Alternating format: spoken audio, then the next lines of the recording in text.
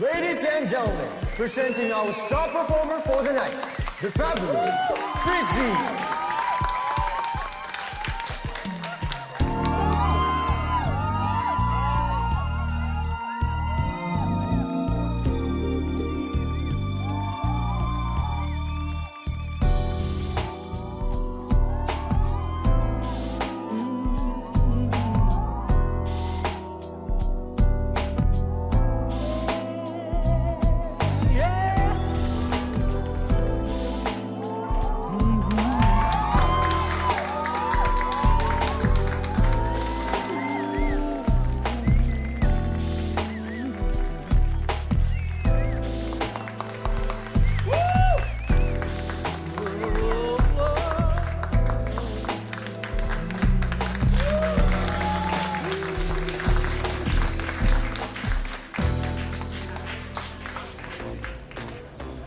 Hi, Kitty! Hi, Fritzy.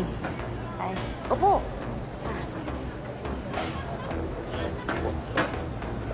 Kitty na, may bayad na rin na table charge kapag tumabi ako sa'yo. Okay lang. Ano naman? Anong problema yun? Biro lang. Ano ka ba? Nga pala. Sa'yo. Thank you. Ang sweet mo talaga, Kitty. Sobrang sweet mo. Kitty, alam mo ba, hindi ko pa nararanasan magkaroon ng jowang tibo. Pero, kung sakasakali, ang gusto ko sana yung kagaya mo yung magiging first time ko. Fritzy! Halika dito. Paano?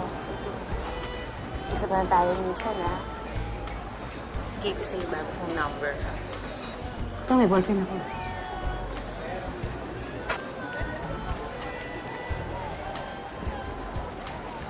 Kailangan ko na umalis kasi mukhang nagsiselos na ata yung favorite customer ko. Bye!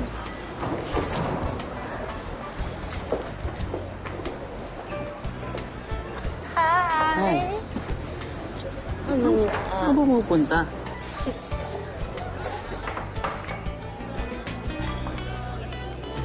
Sa Biayta. Ready ka na ba? Talaga. Oo naman, oh. Baka mo naman ngayon. May mga tao raw na sadyang mahabagin at hindi kayang talikuran ang paghihirap ng kanilang kapwa. Maging buwelta man ito ay sakripisyo at pasakit sa sarili. Gaya ng kwento na ating tampok sa hapong ito. Isang nilalang na naniniwalang kahit hindi niya kadugo, basta laman ng kanyang puso, hindi raw masusukat ang pagmamahal na kaya niyang ialay para sa kanila.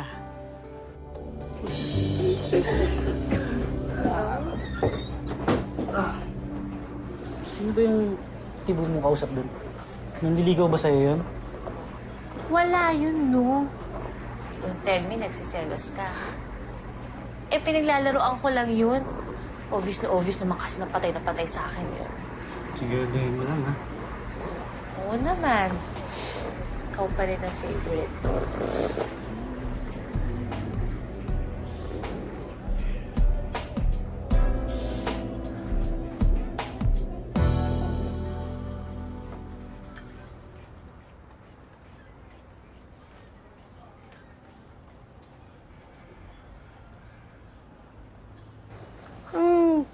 Postura ang binatilya ko, ha? Pinatilyo talaga, Nay. Binatang babae. Pero, sana mag-iingat ka sa GRO mo, ha? Baka masaktan ka lang. Baka kinukwartahan ka lang yun. Paano po nalaman yung...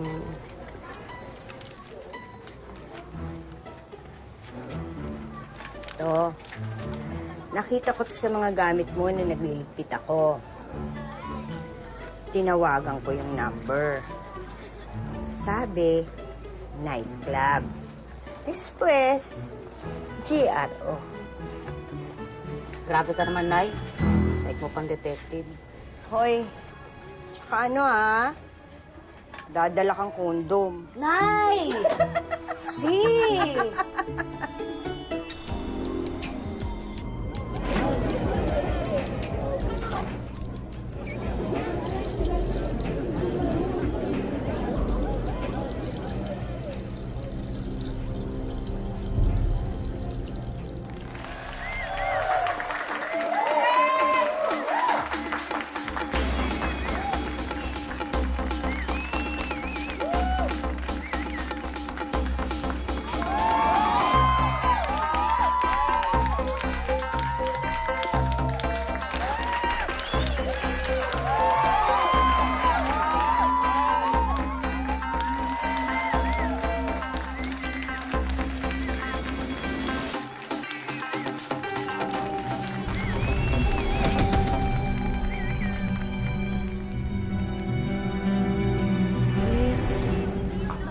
Fritz, ano ba nangyari sa'yo? Ba't ka nahilo? Okay ka lang? O dahan-dahan. Okay lang ako. Hindi. Hindi okay. Kaninang umaga nakita ka nagsusuka ka sa banyo. Kanina nahilo ka, hindi matay ka. Tapatin mo ako, Fritz. Buntis ka ba?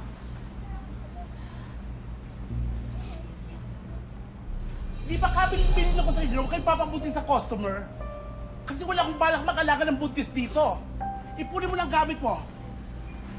Mamu, huwag mo ko paalisin dito. Ayusin ko to, promise na ako. Ayusin mo ang dapat ayusin. Kung hindi mo kaya, lumayas ka.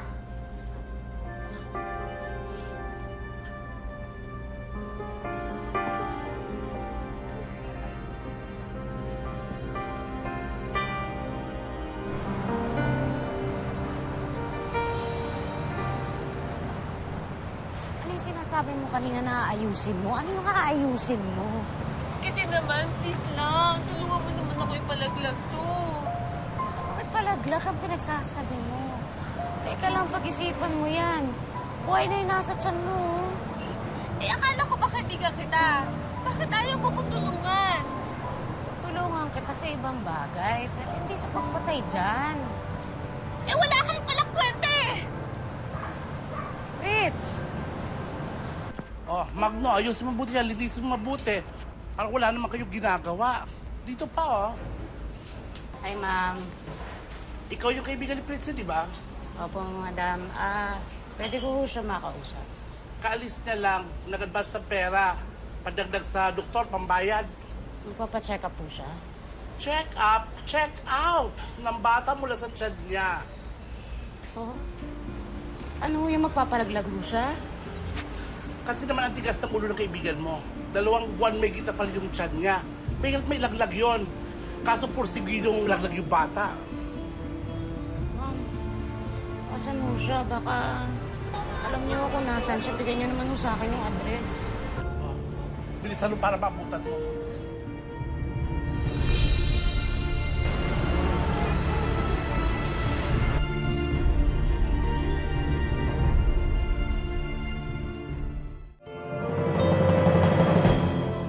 Sa loob ng 14 na taon, isa po sa mga naging layunin ng Wish Ko Lang ang tuparin ang hiling na makita o makasama muli ang mga nawawala o naglisang kaibigan at kaanak ng mga lumiliham sa atin.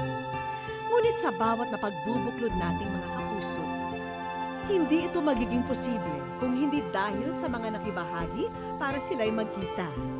May nagsilbing tulay para maiparating sa amin ang kwento. Ang iba na may naging susi at tumulong para sila'y mapagtagpo. Sana'y huwag po kayong magsawa at magpatuloy sa inyong pagmamalasakit dahil ang bawat isa sa atin may kakayahan para bigyang tugon ang dinadalanan ng ating kapwa. Tulad ng paghahanap sa nawawala nilang mahal sa buhay. Wish ko lang.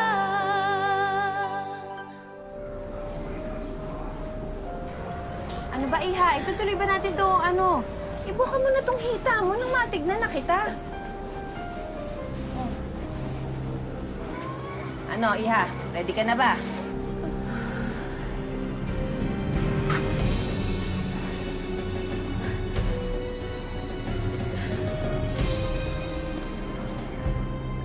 Tigil mo yan! Sino ka? Ano ginagawa mo dito? Ma! Kitinan mo ba? Bakit ka ba nakikialam? Hindi ito ang solusyon sa problema mo. Ano ka ba? Yung dinadala mo buo na yung tao na yan? Kaya mo pa patay ng tao? Ha? Ano gusto mong gawin ko, Kitin? Hindi naman ako susuportahan ni Marvin eh. Ako.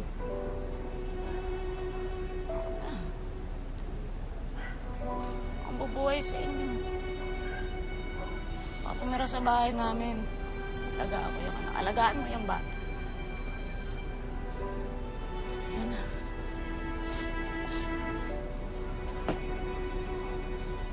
Dandahan. Anak, sigurado ka ba dyan sa ginagawa mo? Ay, yun lang yung paraan para mabuhay yung bata. Pero mukhang sanay sa ibang klaseng buhay si Fitzy, anak. Parang hindi naman niya gusto maging ina eh. Paano kung umalis siya? Paano kung bumalik siya dun sa walang kaluluwang doktor na yun? Bahala na ho na eh.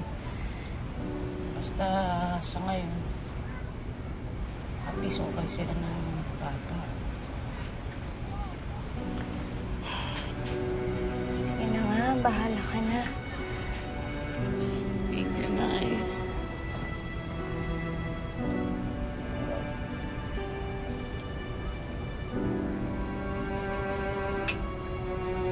Nay!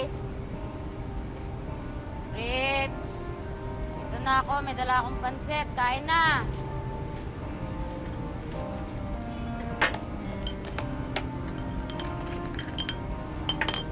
Anong galing yan? Saan sa tingin mo? Kitin! Kitin! Buong akala ni Kitin na magiging maayos na ang lagay ng kasintahan at magbabago na dahil magiging ganap na siyang ina. Pero may lihim na bisyo pala si Fritzy. Join us! Ah! Kitin, ano ba? Ano ba? Teka nga! Hindi ba nakikialam dito? Nakikialam! Itong gawin to, sumasama ka dito? Ha? Ito yung nakabuntis tayo, diba? Ba't ako sumasama dito? Hindi mo naka... Ano? Kitin, ano ba? Ha? Tara mo, Fritz! Gago ka! Ano? Ano? Ano? Bumaba ka, gago! Gago! Ano? Bumaba ka! Gago! Kitin! Gago! Ha? Tama na! Kitin! Tama na! Bakit ang gugulo kayo dito? Ikaw na lang, prinsip, puro lang kabalasan ang binibigay mo sa akin. Uwi ko na siya. Iuwi mo, sino magbabayad ng mga sinira nyo? Siya! Pag ako pinagbayad mo, punta tayong pulis. Sasabihin ko sa kanila, nagpapasabo ka dito sa club mo. Ano? Sige na! Umalis na kayo! Lumayas kayo! Mabwiset! Layas! Ha? Problema, puro kamalasan.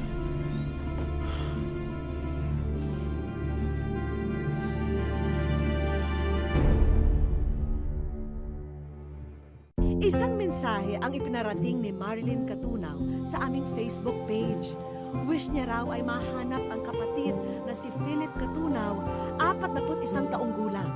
Huli siyang nakita sa kanilang tahanan sa Parañaque nitong January 28.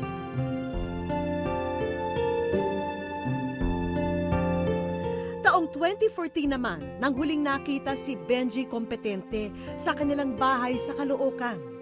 Ayon sa kanyang ate na si Alvi, umalis daw si Benji nang walang paalam. Baka raw nalimutan na niya ang makauwi dahil siya raw ay may partial memory loss dulot ng kanyang pagka-comatose noong 2012. Kung sino man ang nakakita o may alam ng kinaroroonan ni na Philip at Benji, maaari po lamang na makipag-ugnayan sa aming programa sa numerong 0917-7777 Local 1436 o sa aming official Twitter at Facebook page. Wish ko lang. Dahil sa pagmamalasakit ni Kitten, napasok na siya sa kung ano-anong gulo. Hangad lang naman niya na mabago ang landas at malayo sa kapahamakan si Fritzy at ang kanyang dinadalang sanggol. Akala ko ba may usapan tayo? Akala ko, aalagaan ka. Tapos aalagaan mo yung bata. Ano? Hindi ako ang may gusto nito. Ikaw! May usapan tayo eh. Pumayag ka eh. Hindi wala akong magawa. Wala akong choice.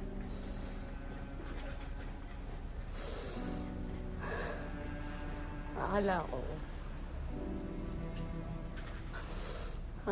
kasi nung maramdaman mo na may bata dyan sa sinapupunan. Na may buhay na tao sa loob. Akala ko matatauhan ka. Akala ko mamahalin mo yung bata. Nagkakamali ka, okay? Hindi ko gustong manganak. Masaya na ako sa buhay ko. Kitin, hindi ito.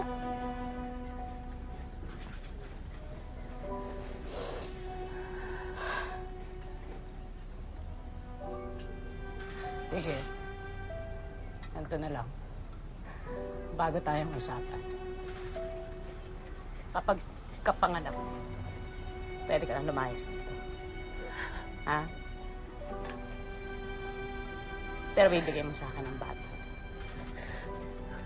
Ako magpapalaki dyan. Ako magmamahal dyan. Kaya ka? Ha?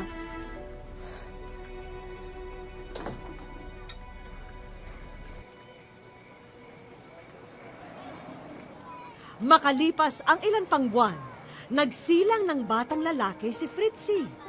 At kagaya ng naging kasunduan nila ni Kitten, maghihiwalay na sila at maari na siyang umalis, pero iiwan niya ang anak niya.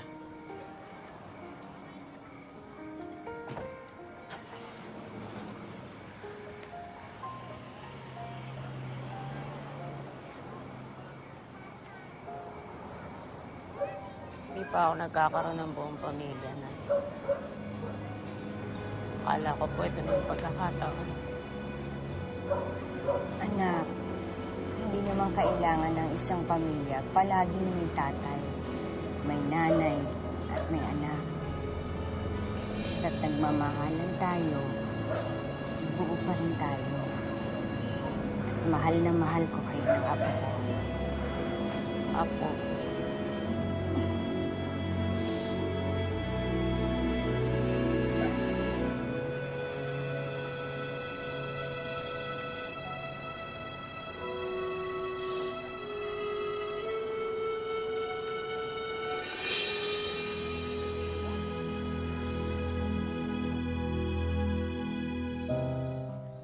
Pitong taong gulang na ngayon si Willie, hindi niya tunay na pangalan.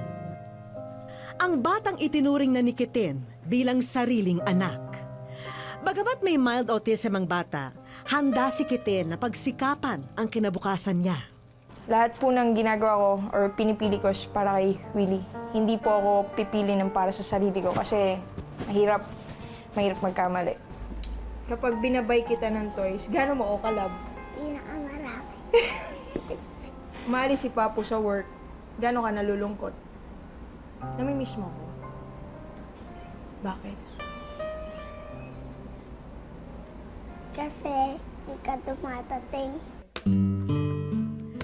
Sa iba't ibang trabaho na pinasukan ni Kitten para lang maibigay ang mga pangangailangan ng anak, sa isang bagay siya nakasisiguro. Mahal niya ang pagluluto.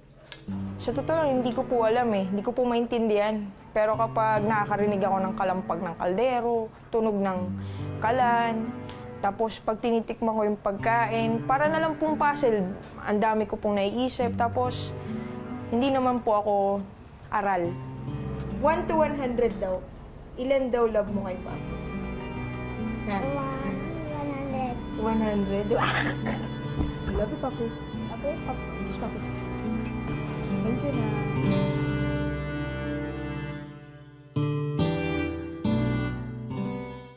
Idinulog sa amin ng mga kaanak ni Gerald de Mandanco ang kanyang pagkawala noong ika-29 ng Nobyembre 2015. Huli po siyang natagpuan nang dumalo sa isang pagtitipon sa Vito Cruz, Maynila. Lalo silang nabahala nang mabalitaan daw na nagkaroon ng gulo sa dinayong lugar ni Gerald at mula noon, hindi na nila ito nakontak pa. Mula naman sa Tondo, Maynila, ang 14 anyos na si Gabriel Espe. Napaulat na mahigit 2 linggo na raw siyang nawawala. Ayon sa kanyang ina, sumama raw ang anak sa kaibigan pero hindi na bumalik pa sa kanilang tahanan. Sinubukan po nilang tawagan ang cellphone ng dalaga, ngunit hindi na raw siya makontak. Makiisa po sa amin para muling makapiling ng mga gaya ni na Gerald at Gabriel ang kanilang mga mahal sa buhay. Umaasa po kami na maging katuwang niyo ang wish ko lang sa hangaring ito. Pagtulungan po tayo. Wish ko lang. Ayan. Balita ko, hilig ni Kete ng pagluluto at ngayon sana magustuhan niya itong mga ihahain namin para sa kanya.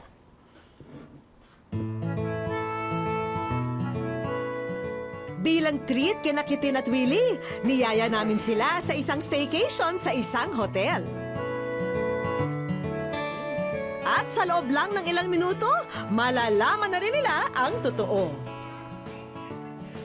Tsaka si Mami nagluto niyan. Di ba lahat ng food sa FB si Mami nagluluto? Wish ko lang!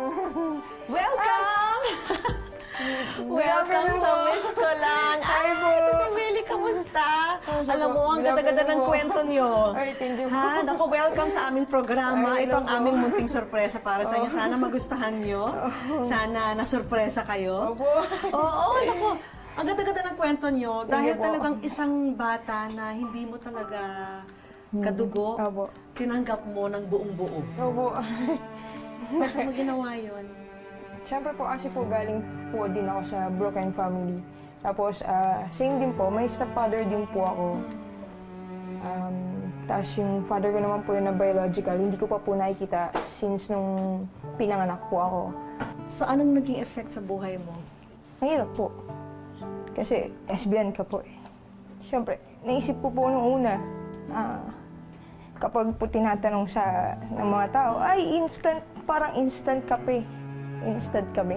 Instant. Masakit po kasi naisip ko paano ko i-handle yung gano'n, yung word na ampon, yung word po na, ay, tatay mo tomboy eh. Diba?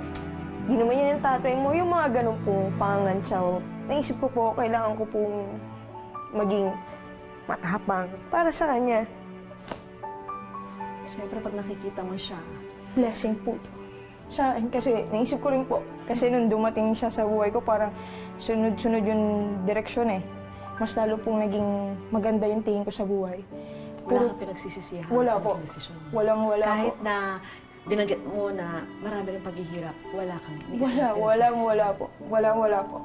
Kita, napansin ko, lahat ng pagpupursige mo sa buhay, alay mo dito kay Willie, sa anak mo. Pero yung para sa sarili mo, ano yung mga pangarap mo para sa sarili mo? Gusto po talaga maging chef. Kasi maging chef at the same time, maging trainer. Siyempre, gusto ng wish ko lang na maging bahagi rin kami ng pagtupad mo sa mga pangarap mo na maging isang chef. Kaya maipakikilala kami sa inyo, sina Chef Paolo at Irene. Isa silang culinary group na gustong maging bahagi ng training mo. Thank you po. Hello, Christina. Ay, hello po. Ina-award namin sa iyo ang isang full scholarship for Cookery NC2 para sa iyo at sa iyong anak na kinabukasan. Thank you po. Blessing po to. Maraming salamat. Nasagot na rin namin ang kumpletong gamit at uniforme mo para makapagsimula ka na agad sa iyong kurso. Maraming salamat po sa wish ko lang.